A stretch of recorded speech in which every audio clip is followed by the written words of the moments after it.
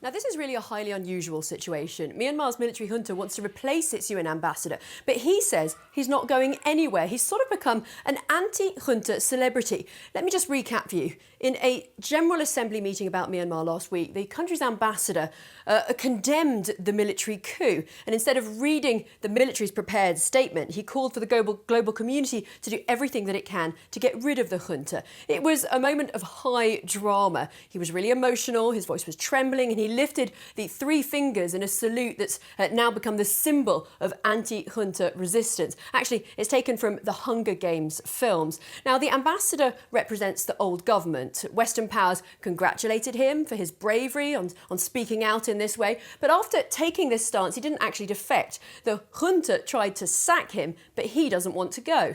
Myanmar's military now wants to replace him with his deputy. So now the UN finds itself in a legal diplomatic tangle, and this all comes as the junta's forces have turned increasingly brutal in their crackdown on protesters. So it's now been a month since the coup, and the UN has condemned it as such, and so have Western powers, yet other key Security Council members like China and Russia have refused to actually call it a coup.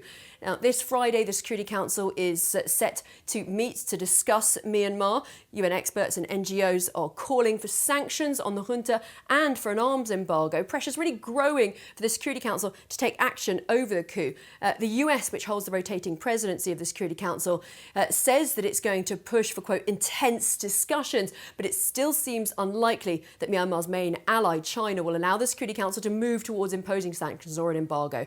In the meantime, the Secretary-General's spokesperson, Stéphane Dujarric, says that both diplomats from Myanmar can come into the building and that it's up to member states to decide individually who they consider to be the real representative of the country.